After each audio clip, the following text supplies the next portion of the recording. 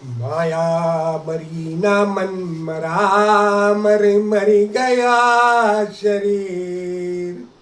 आशा तृष्णा न मरी, कह गए दास कबीर।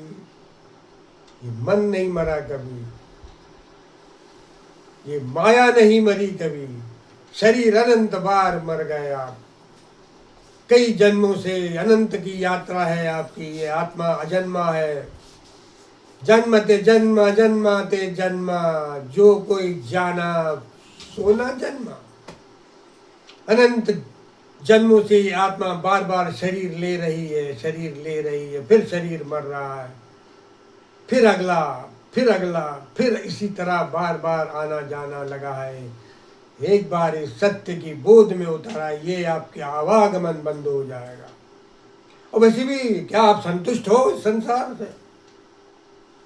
नहीं ना। वासना परेशान करके रखी है, विकार परेशान करके रखे है। तमाम लालच, लोभ, इसके कारण अपराध कर रहे हो, अपराध जगत में उतर रहे हो। पैसा, इसलिए ये माया कभी मरने वाली नहीं है, और ना ये मन कभी मरेगा।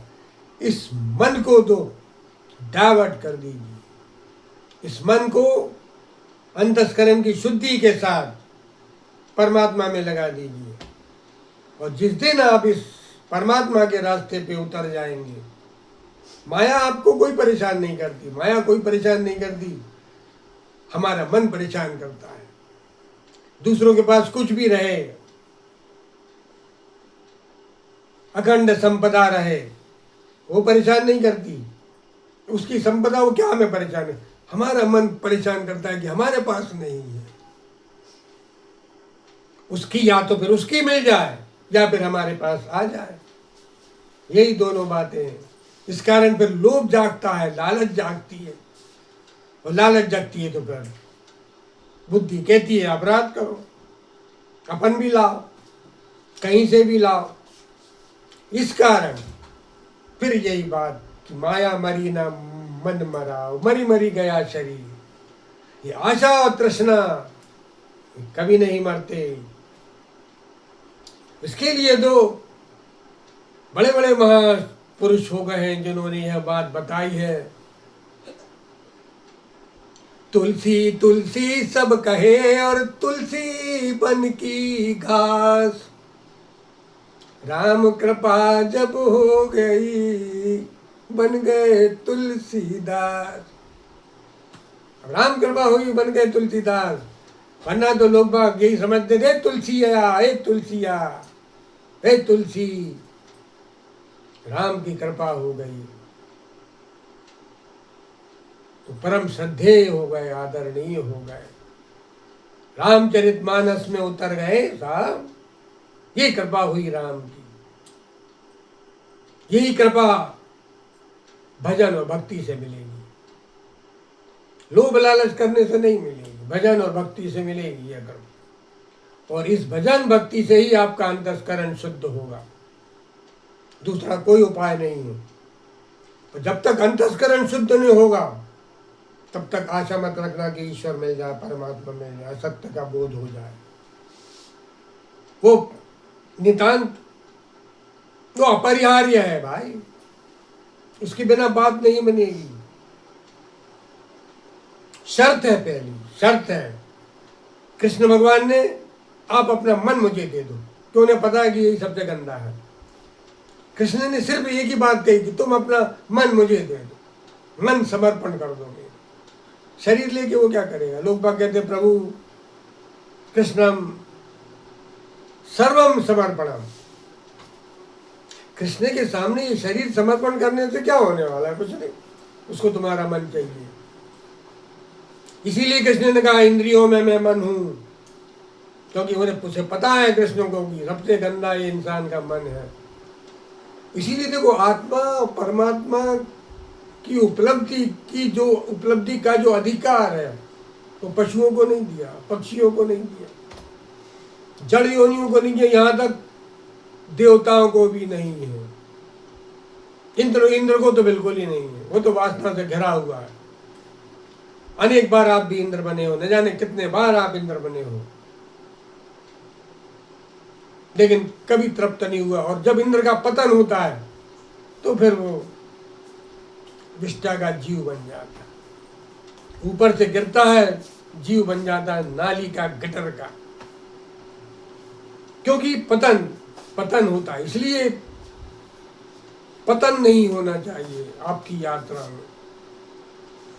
पतन हुआ और बात गड़बड़ हुई, वो अंतस्करण की शुद्धि जब ही होगा, अंतस्करण शुद्ध जब ही होगा जब आपका पतन नहीं होगा और आप निरंतर उस यात्रा में अग्रसर होते जाएंगे, बढ़ते चले जाएंगे। बड़े बड़े संत महापुरुष हो गए आचरण के कारण, आचरण शुद्ध, अंतस्करण शुद्ध। व्यास जी का पुत्र जो सुखदेव परमहंस थे, 12 साल बाद वो इसीलिए निकले माँ के उदर से।